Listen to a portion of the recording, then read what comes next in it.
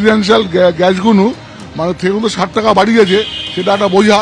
Plus এই গ্যাসের দামও, কমার্শিয়াল গ্যাসের দামও প্রায় 1.5 গুণ বাড়িয়েছে। তা আমাদের মতো ছোটোখাটো দোকানে দেখুন এত দাম দিয়ে তো গ্যাস নেওয়া সম্ভব হয় না সবসময়। তারপর এত ক্রাইসিস যে আজকে বুক করলে 7 দিন পরে পাচ্ছি, তাহলে 7 দিন হোটেলটা চালাবো কী করে? তখন বাধ্য হয়ে আজকে যেমন আমার কমার্শিয়াল গ্যাসটা কালকে পুড়িয়ে গেছিলো, তো আমি কাল থেকে অন্য হয়ে খুঁজছি, কোথাও গ্যাস পাচ্ছি না। লাস্টে বাড়ির থেকে আমার ডোমেস্টিক গ্যাস নিয়ে দোকান চালাচ্ছি। কী করবো, একটা দোকান বন্ধ করে হাওয়া বন্ধ হয়ে যাবে তোমার বাড়িতে। জ্বালানি সংকটের প্রভাব দেশ জুড়ে পড়তে শুরু করেছে। আজই দেখা গিয়েছে যে রাঁচিতে, যেখানে এলপিজির জন্য, গ্যাসের জন্য দীর্ঘ লাইন।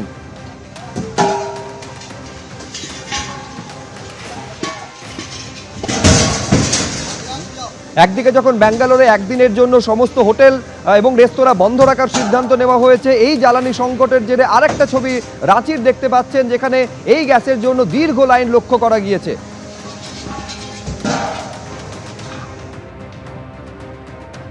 হাসপাতালের মতো জরুরি পরিষেবা, সেখানেও এই জ্বালানি সংকটের আঁচ সরাসরি এসে পৌঁছেছে। বাণিজ্যিক সিলিন্ডারের আকাল, তাই ঘরোয়া সিলিন্ডার দিয়ে পরিস্থিতি সামাল দেওয়ার চেষ্টা করা হচ্ছে। এইটা হচ্ছে এসএসকেএম এর পরিস্থিতি। এসএসকেএম এর সেন্ট্রাল কিচেনে যে পরিমাণে বাণিজ্যিক গ্যাসের সিলিন্ডারের প্রয়োজন হয়, তার পর্যাপ্ত যোগান নেই। সে কারণেই পরিস্থিতি সামাল দিতে সাহায্য নেওয়া হচ্ছে রান্নার সিলিন্ডারের। প্রতিদিন দুবেলা মিলিয়ে প্রায় 6000 প্লেট মিল রান্না করা হয়।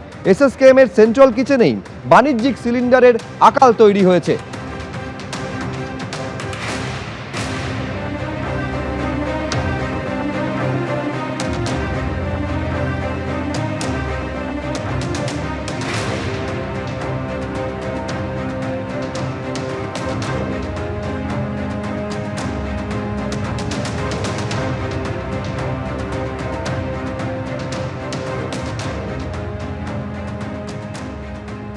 বিভিন্ন জায়গায় পরিস্থিতি সরাসরি প্রভাব পড়ছে। এবারে পার্ক সার্কাসের ছবি আপনাদের সামনে রাখবো।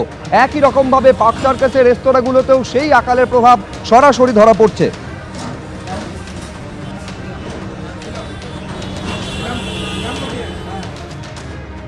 মধ্যপ্রাচ্যের যুদ্ধের আঁচ এবার কলকাতার বিভিন্ন রেস্তোরাঁতে।